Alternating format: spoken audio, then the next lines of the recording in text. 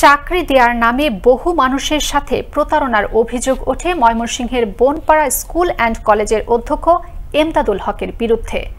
সে খবর প্রচার হয় আনন্দ টিভিতে। এবার একই ব্যক্তির বিরুদ্ধে উঠেছে কলেজের জমিকে নিজের জমি দেখিয়ে তা বিক্রি করে অর্থ আত্মসাতের। এদিকে এমন ঘটনার বিচার দাবি করেন এলাকাবাসী। ময়মনসিংহ থেকে সহকর্মী ওমর ফারুক সুমনের প্রতিবেদনে আরও জানাচ্ছেন জয়নাল আবেদিন। ময়মনসিংহের হালুয়াঘাট উপজেলার দুরাইল গ্রামের লিয়াকত আলী 2005 সালের 29 জুন তারিখে 1 লাখ টাকার বিনিময়ে বনপাড়া আদর্শ স্কুল অ্যান্ড কলেজ সংলগ্ন এলাকায় 22.5% জমি কেনেন। জমির দাতা হালুয়াঘাট বনপাড়া আদর্শ স্কুল অ্যান্ড কলেজের অধ্যক্ষ এমদাদুল হক। এরপর লিয়াকত আলী যখন কয়েক বছর পর কেনা ওই জমি বিক্রি করতে যান, তখনই সামনে আসে অধ্যক্ষ এমদাদুল হকের জালিয়াতি। কলেজের জমি নিজেই মালিক সেজে লিয়াকত আলীর কাছে বিক্রি করে আত্মসাৎ করেন প্রতিষ্ঠানের জমি বিক্রিত টাকা। জমিটা কিনছিলাম আমি এমদাদুল হক মাস্টার সাহেবের কাছ থেকে।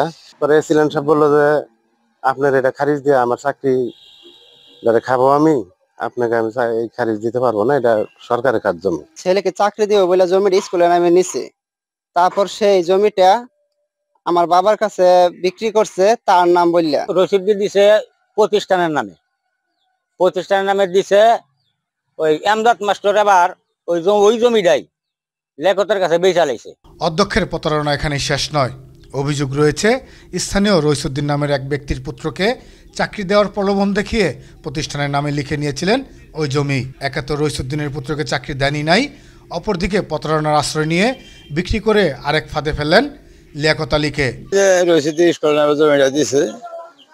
চাকরির সম্বন্ধে এমদাদ মাস্টার তেমন বেচা ফেলাইছিল লিয়াকত বেলার কাছে। লিয়াকত বেলা আবার বেচতে গেলে জমিনে নেই কাওলা নেই। প্রিন্সিপাল সাহেব লিয়াকত বেলার কাছে জমিটা বিক্রি করছে। জমিটা তো রশিদুদ্দিন সাহেবের ছিল, থাকলে পরে তার ছেলের চাকরি পাবো প্রতিষ্ঠানে। প্রতিষ্ঠানের জমি অথচ নিজে মালিক সেজে প্রতারণা করেন অধ্যক্ষ, এমন দাবি ভুক্তভোগী লিয়াকত আলীর। জমিটা নিচে স্কুলের নামে এমদাদুল হক মাস্টার, স্কুলের নামে জমিটা নিচে এমদাদুল হক মাস্টার নাম দিয়া। তবে পরে আমি খারিজ করবার যাই দেখি এই জমি স্কুলের নামে, এমদাদুল হকের নামে কোনো জমি নাই। এই বিষয়ে ক্যামেরার সামনে কথা বলতে রাজি নন অধ্যক্ষ এমদাদুল হক। এদিকে প্রতিষ্ঠানের জমি বিক্রি করার কোনো সুযোগ নেই বলে জানান এই শিক্ষা কর্মকর্তা। এই জমিটা হলো প্রতিষ্ঠানের সম্পত্তি। প্রতিষ্ঠানের সম্পত্তি বিক্রি করার বিধান বেসরকারি শিক্ষা প্রতিষ্ঠানে নাই। অধ্যক্ষের বিরুদ্ধে এমন অভিযোগের বিষয়ে তদন্ত সাপেক্ষে ব্যবস্থা গ্রহণ করবে সংশ্লিষ্ট কর্তৃপক্ষ, এমনটাই প্রত্যাশা সচেতন মহল ও এলাকাবাসীর। জয়নাল আবেদিন, আনন্দ টিভি, ন্যাশনাল ডেস্ক।